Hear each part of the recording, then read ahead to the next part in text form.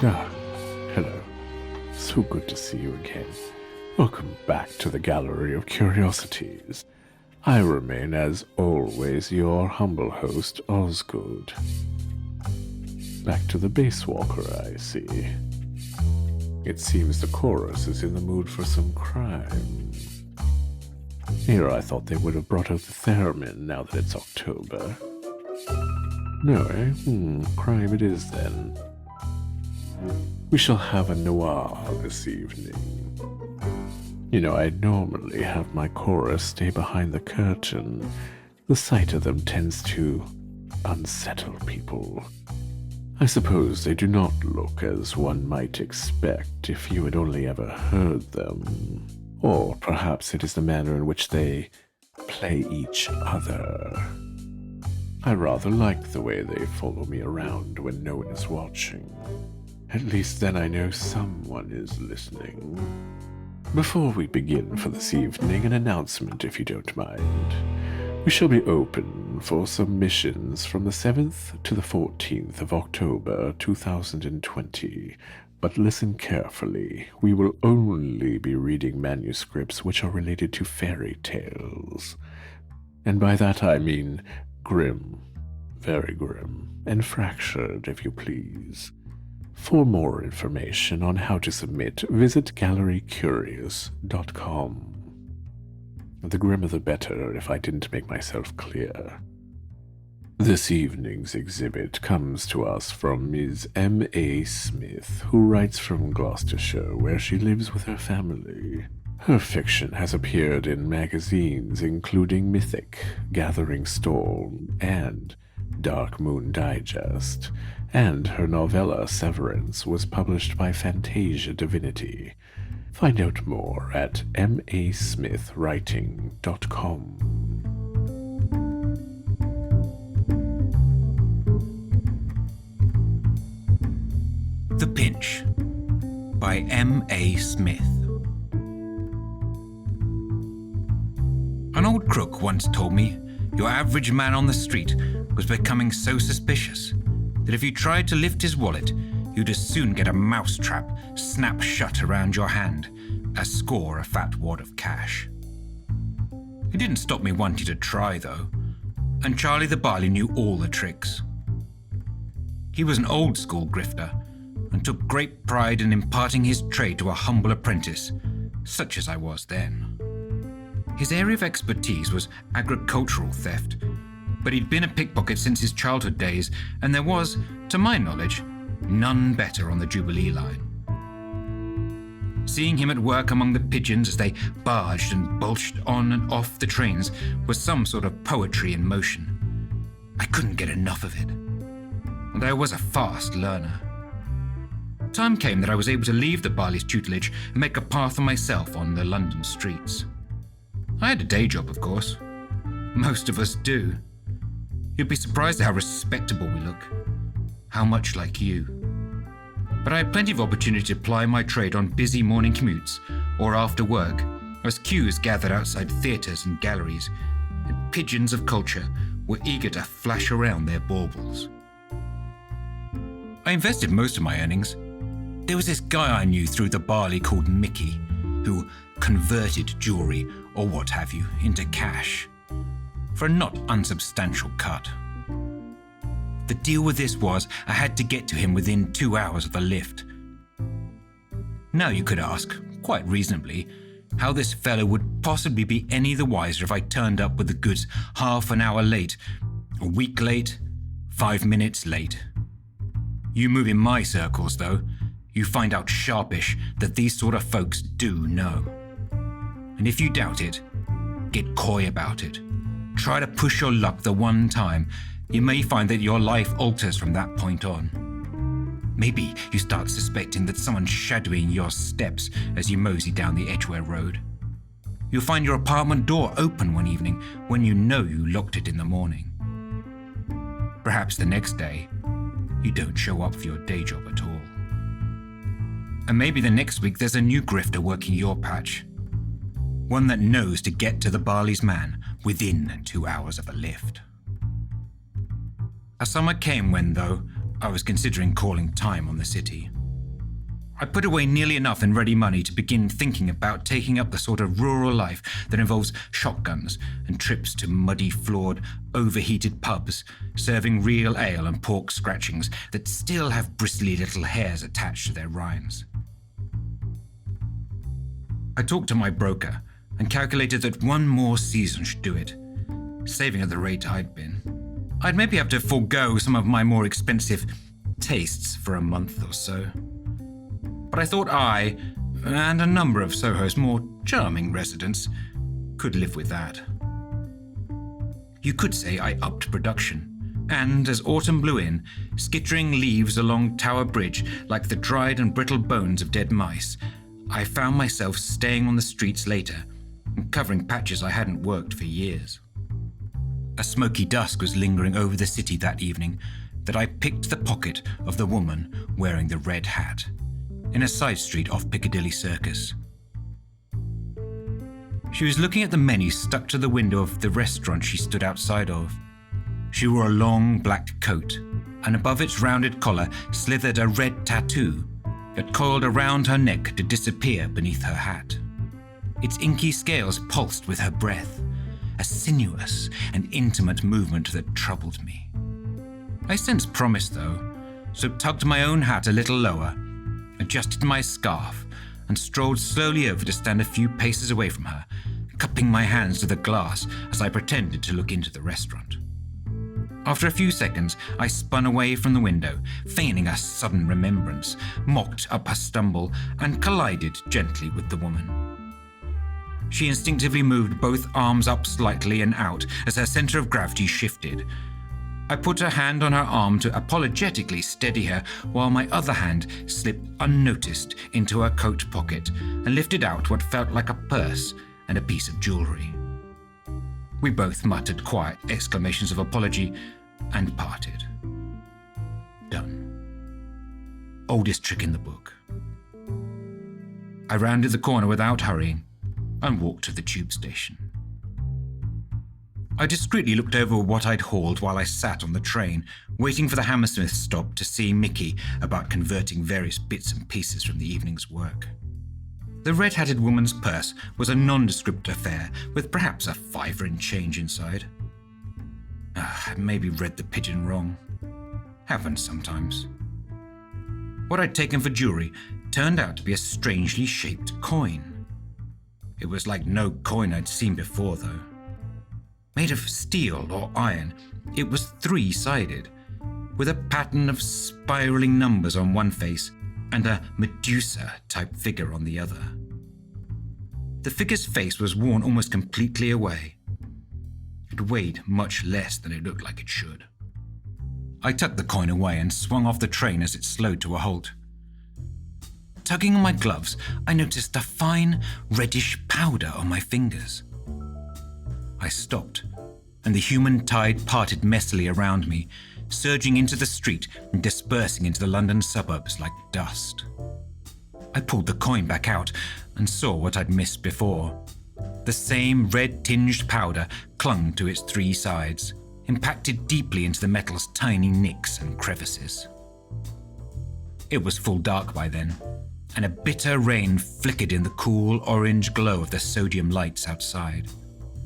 I pushed the coin into my pocket, brushed my hands hard on my trousers, and hurried through the emptying streets to this grimy little lane between a newsagent's and an offie. Not a place that shouted, "Criminal underbelly of London." Well, one wouldn't want to attract the wrong sort of notice. I strolled into Mickey's office, feeling not quite as chipper as I maybe appeared. We conducted a number of transactions around items I'd scored earlier that evening, although, you understand, well within the 2-hour window. And then I gave him the three-sided coin, fully ready for disparagement, and hoping I could at least winkle a few quid out of him to compensate for the tube fare. Instead of doing either or both of these things, though, The Barley's man slipped into a mysterious little back room that I'd never been given the entry of. I could only make out the vaguest of murmurings as he conversed with an unknown associate on the phone. When he came out, he was pale, and I noticed, with a not unsympathetic jolt, how old he'd grown during the years of our business acquaintance. He may have taken me for thousands in cuts, but he wasn't a bad chap. Calling him a lovable rogue would be like calling a medieval Carson's dungeon a bijou apartment, but he wasn't the worst. By far. Mickey lay a brick of notes on the desk between us. I made it disappear. "You best move your business elsewhere, son," he said to me. "Making you look bad, Mickey," I returned, a growing unease coiling in my belly and winding a long tail up my gullet. "That's right, sweetheart, making me look bad. I hear Brighton is a place these days." He produced a card from his sleeve. "Call this guy when you get there. Tell him my name." With that, the old cudgeon retreated into the back office once more, leaving me bemused, but with the better part of 2,000 nicker in my back pocket for that weird little coin with a Medusa on one side. There being little else to do, I set off home to Northfields, still puzzling, and still with a slightly nauseating sense of disquiet. Opening the door to my apartment, I went straight to the bedroom and lay down fully dressed and shoed, my mind racing and my pulse not entirely steady. I was sure that sleep wouldn't pick the lock of my buzzing brain, but I soon found the light of my consciousness dimming to a fine point, until finally it was extinguished altogether, and I knew no more. An old crook once told me, "You only leave a job half done when either a copper's breathing down your neck or you get a better offer." I wasn't getting any heat from the law, and I couldn't see a quicker way to reach my cliched little cottage in the country but to carry on as was. So I decided to commit the whole incident with the coin to the nether regions of my memory and put Mickey's bizarre behaviour down to some sort of personal crisis. It was hard to do, though. Almost impossible. Especially when every morning I woke to find that same red dust on my fingers, no matter how many times I washed it off. Every single morning it covered my hands like pollen, leaving stains on my sheets and reddish rust around the basin wherein I slooshed it away, only for it to reappear again the next day. I wore gloves to bed one night, but discovered, on peeling them off at dawn, the same hateful powder on my skin, beneath the fabric. It was easiest to believe I had developed an unusual skin disorder than consider the alternatives, and so that is what I did, even going so far as to procure a steroidal cream that I applied to my hands each morning after removing the powder from my fingers. In this way, the top part of my brain, the more gullible part, convinced the wiser part underneath that everything was fine. The underneath part knew better, though. It always does. The worst was to come. An awful, aching, pinching sensation racked my hands, so that sat in the sterile office where I spent my days, I could, at times, barely force my fingers to curl around the ringing telephone. I began to suspect arthritis as I watched the joints stiffen and solidify like little fossilized corpses. Barely a week after the first presentation of these symptoms, I was working the pigeons, pushing off the tube at Green Park. Always a rich fishing ground, as excited pigeons of the tourist variety were all glazed over with the thought of Buckingham Palace and all that tosh. In hindsight, it was foolish attempting a lift in the state I was, but there had taken root in my mind a kind of desperation. A weird feeling that perhaps if only I acted as though nothing had changed, miraculously, nothing would have. It was a clumsy job, even without my mangled hands. The mark felt the jolt before my fingers even came into it and turned, all suspicion and hostility, looking at me with eyes that clocked my every feature. I only caught the cliched, "What the?" as I melted back into and through the crowd. I sprinted on foot to the next tube station and caught the first train that came down the line. And what do you know? I ended up back at Piccadilly Circus, where this whole sorry palaver began. That my mind was far from clear is the only excuse I have for my footsteps taking me, as if an unseen track from which there was no detaching, to the dark little side street where I'd first encountered the woman in the red hat, maybe a fortnight past. If I told you she stood there still, right outside that closed-up restaurant, as if she'd not moved since, you would quite rightly think that my mind had come loose under the pressure of my double existence, and maybe doubt the credibility of this whole tale. And maybe you'd be right. Maybe I'm right now spinning my wheels in an institution somewhere, rattling on to an orderly about nicking wallets, women with weird tattoos, and an infinite red powder that covered the skin of my hands like an obscene dust.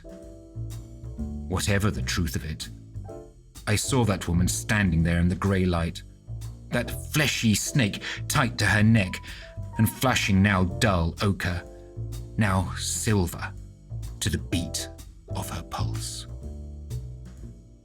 I came nearer. My hands shook inside my pockets, and I felt the familiar ache intensify, so that it was like a foot standing on each, grinding the small bones beneath the skin and pulling nauseatingly at the tendons.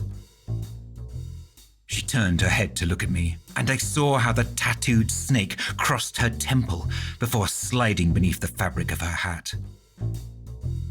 I can't explain this next part very clearly. The best I can do is tell you that she began to talk to me, but her speech was in no language I have heard the like of before or since. Guttural, and somehow meaty, animalistic, and that I was able to, in some horrific fashion, understand the sense of it. I realized, too, that up close, I couldn't see her face clearly. It seemed to shift and swim and never come completely into focus, as though I was looking at her through spectacles with strong prescription lenses. The essence of what she said was that old chestnut. You have something of mine. I held my hands out in a gesture I hoped would indicate the coin was no longer in my possession. I also brought from my pocket, with withered fingers, a little pile of notes, and proffered it. Please. She touched my hands with hers, and the feeling of her skin on mine was so grotesque that I barely suppressed a scream.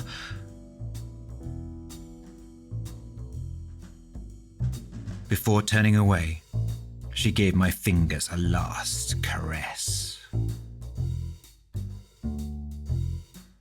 Keep the change, she said.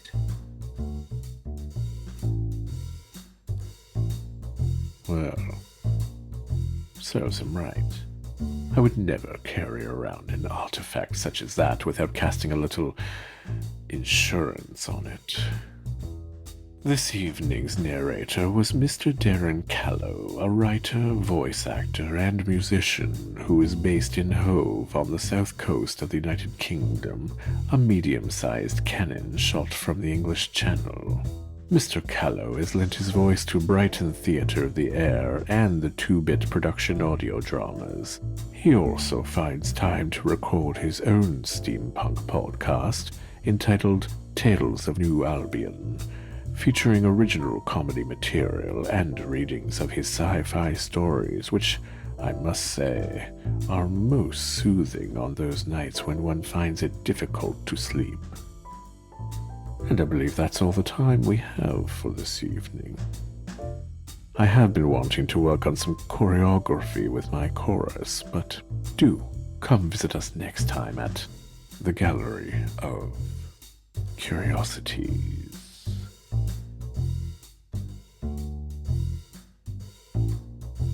Gallery of Curiosities is produced under a Creative Commons International 4.0 non-commercial attribution, no derivatives license. All story copyrights remain with the authors. Our theme song is Ashes, Ashes by Deus Ex Vapora Machina. Other music was by Winnie the Moog and Kevin MacLeod. This episode was produced in October of 2020. For full show notes, visit us on the web at gallerycurious.com.